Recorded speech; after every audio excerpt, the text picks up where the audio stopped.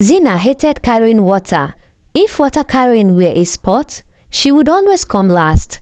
Her small arms, skinny frame, and her habit of daydreaming made her the worst person to send to the tap.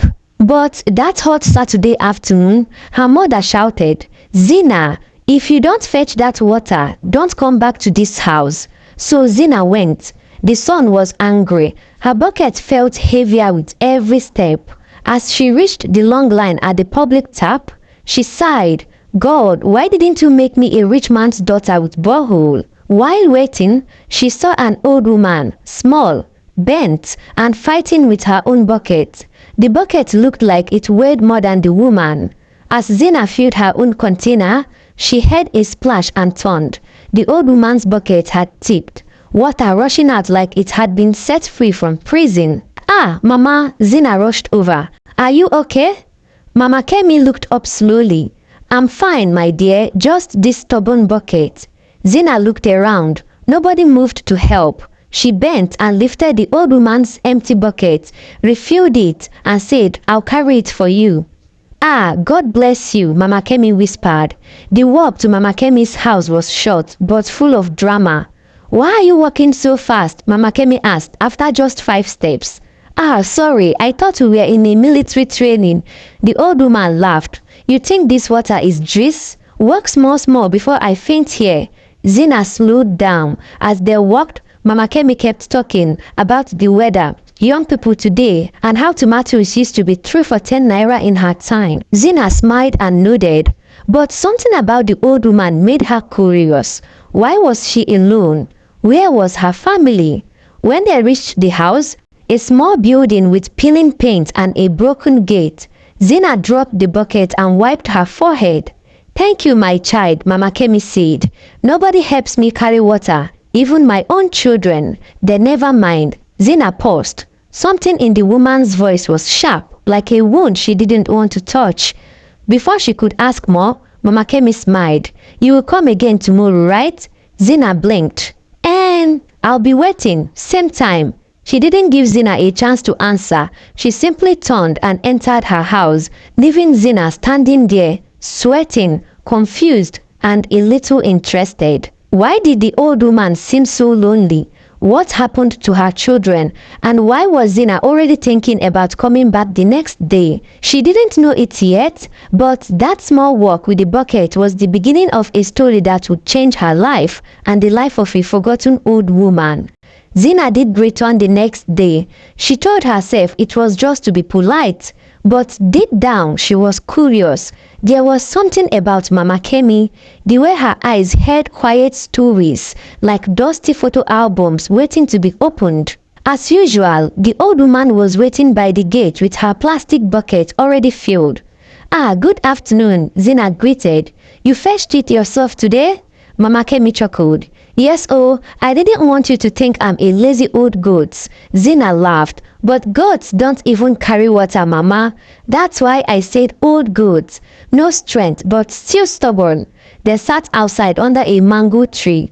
A slow breeze passed. The bucket of water stood between them like a guest. Zina was about to leave when Mama Kemi suddenly said, "You want to hear a story?" Zina blinked. "Story?" "Yes, since you've helped me, I should at least entertain you." Zina smiled and nodded. She didn't expect much, maybe something about village markets or cooking soup without pepper, but what came out of Mama Kemi's mouth silenced her. "I was 16 when I ran away from home to marry a man who didn't know how to boil water." Zina almost choked on her saliva. "Sorry. Yes, so handsome man with a wide smile and empty pockets. I thought I was in love, but the only thing that man loved was sleep and football." Zina burst into laughter. "Mama, you are joking?" "Joking? My dear, the first gift he gave me was malaria. The second was pregnancy." Zina laughed so hard she had to hold her sides, but she was also shocked. She didn't expect such raw truth from someone she barely knew. "Why didn't you leave him?" she asked. "Because I was young and foolish and ashamed." Mama Kemi stared at the ground for a while. "I had 3 children. I worked 3 jobs. I sold bread in the morning, cleaned houses in the afternoon, and fried akara at night. That man, he only woke up when the TV was loud. Zina was quiet now. No jokes, just silence. I finally left after 10 years, Mama Kemi said softly, but the damage was done. My children grew up angry. Angry at me, angry at life. And now, they don't call, they don't visit. The breeze passed again, cooler this time. Zina swallowed. That's a lot. Yes, and I've never told anyone all of it before. Why me? Zina asked. Mama Kemi looked at her. Because you listened when no one else did. Even a small kindness can open a big door. Zina sat there, unsure of what to say. Then she had an idea. Would you mind if I wrote down your story? Mama Kemi raised her eyebrows. Write it down? Yes, like a book. Maybe people can learn something from it. The old woman chuckled. You want to turn my drama into literature?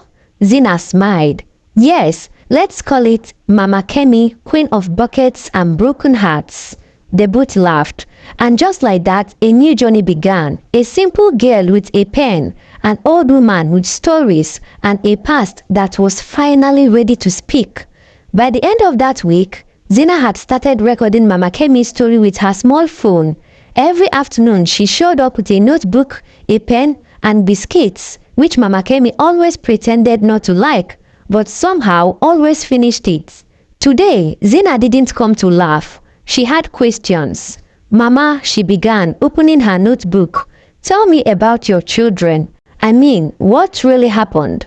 Mama Kemi shifted in her chair. Her fingers played with the edge of her wrapper.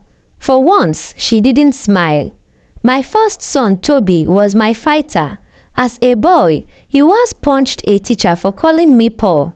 I raised him on grit and gari, she said, eyes fixed on nothing. But the day I couldn't afford his school fees, he looked at me like I failed him.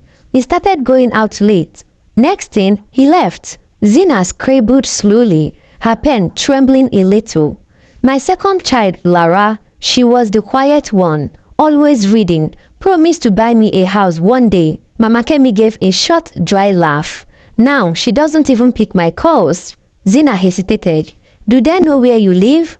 Oh, they know. But shame is a heavy thing. And maybe I wasn't the best mother.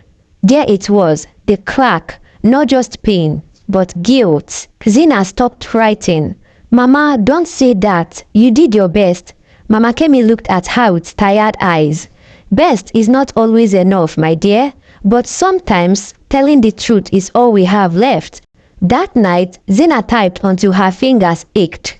The story was no longer just about Mama Kemi. It was about so many women like her. Women who broke their backs for their children, only to end up forgotten. By morning, Zina sent the first draft to a blog that published real-life stories.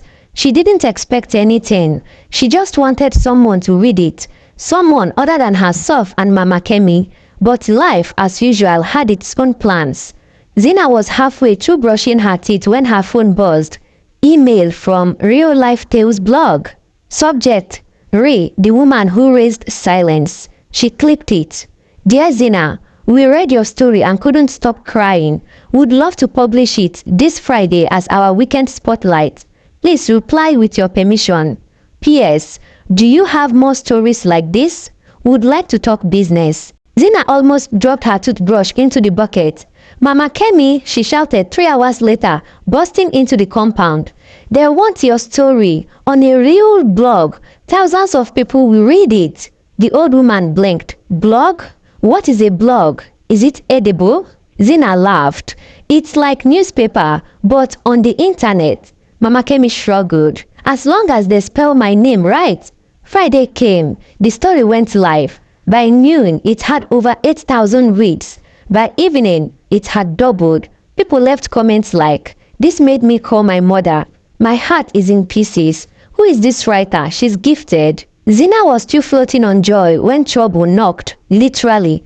Boom, boom. She opened Mama Kemi's gate and froze. A tall man with a serious face and sharp voice stood there. His shirt was tucked in too tightly, and his eyes were sharp like they came to arrest someone. Where is the girl? He asked. The one writing stories. Zina stepped back. Who are you? He turned to Mama Kemi, who had come out with her walking stick. Mommy, how can you let a stranger spread our family shame on the internet? Zina's stomach sank. You must be Toby? He faced her. You have no right. That story is private. Now everyone thinks we are bad children. Mama Kemi raised a hand. Stop. She told the truth. You want to hide your shame? Then maybe don't leave your mother to suffer. Toby's face tightened. Mommy, it's not that simple. She brought me back to life, Mama Kemi cut in. She listened. That's more than you've done in 5 years. Silence. Zina didn't speak. She felt like a thief caught stealing emotions. Toby turned and walked away. Mama Kemi sat down, breathing hard. Sorry, my dear. He's not evil. Just broken. Zina nodded. Maybe the truth needs to sting before it heals. That night, her email pinged again. The blog had sent a second message. A major publishing house wants to speak with you. They read Mama Kemi's story and they are offering a writing contract. Real money, real books. They want more stories like hers. Zina stared at the screen. She looked at Mama Kemi, who had dozed off on the chair beside her, snoring gently. A bucket of water had started all this. And now, everything was about to change. Zina couldn't sleep that night. She lay on her bed, staring at her ceiling fan, heart pounding like a drum. The publishing company wanted to meet her. Real money, a real contract for writing the kind of stories she already loved to tell. At first, she thought it was a scam. But when she checked the company's website and saw best-selling authors listed there, she knew it was real. The next morning, she rushed to Mama Kemi's house. Mama, she shouted before knocking. The old woman came out, her wrapper slightly crooked, holding a broom. Who is chasing you? Zina pulled her to a plastic chair and told her everything. The blog, the emails, the offer, the chance to write a book based on her story and more like it. Mama Kemi's mouth stayed open the entire time. So they want to turn my wahala into chapters? She asked slowly. Zina laughed. Yes, Mama, and pay me too. So my suffering finally has market value. She burst into a fit of laughter that made her cough. Zina hugged her. Your story is going to touch even more people. That afternoon, Zina met with the publishers on a video call. They didn't waste time. We love the way you write truth with heart. One woman said, we'll start with Mama Kemi's book, and if it goes well, we'll publish a series. You will get an advance payment. When Zina saw the amount, her jaw dropped. It was more money than her father earned in 2 years. She ran back to Mama Kemi's house and waved the contract in the air like a victory flag. Mama, we are rich. We? Mama Kemi raised an eyebrow. Yes, now, you are the main character. I want to fix your house first. The old woman froze. Fix my house? Zina nodded. A new roof, paint, good chairs, a working fan, maybe even a small fridge. Mama Kemi stared at her for a moment. Then slowly, tears filled her eyes. No one has ever done this for me. Zina smiled. Well, someone had to. 2 months later, the house looked brand new. Yellow paint, clean windows, a front door that didn't squeak. The roof no longer leaked when it rained. A neighbor passing by even asked if it was a new building. Inside, Mama Kemi had a small bookshelf where the first printed copies of her books sat proudly. The title read, The Woman Who Raised Silence, as told to Zina Ndo. The book sold fast online. Book clubs invited her. Readers sent messages saying how much it reminded them of their own mothers or grandmothers. One girl even said she used her allowance to buy 2 copies, one for herself and one for her mom as a peace offering. Mama Kemi, on her part, became a mini celebrity in the area. People stopped to greet her. Students asked for advice. One woman even called her Mama Oprah. But the biggest surprise came one cloudy morning. Zina was inside, helping Mama Kemi sort beans, when a knock came at the gate. She opened it, and there stood Lara, Mama Kemi's daughter. Slim, neat, holding a small box of cake and looking unsure. I saw the book, Lara said softly. I cried. I didn't know everything you went through, Mama. Behind her, Toby appeared too, hands in his pocket. I read it too, he mumbled. I've been a terrible son. Mama Kemi didn't speak. Her hands trembled. Zina stepped back and gave them space. Tears came. Apologies followed. Hugs. Then long silences. Then laughter, the kind that sounds like healing. Later that evening, Mama Kemi said to Zina, "You didn't just carry a bucket of water. You carried my story, my pain, my hope, and gave it wings." Zina smiled, "And you gave me a reason to write." Zina's book went on to win a national award for non-fiction. She started a project where young writers collect untold stories from older people in different communities. Mama Kemi now tells everyone, be nice to strangers. You never know which one is holding your future in their notebook. And whenever people ask Zina how it all began, she always replies with a small smile.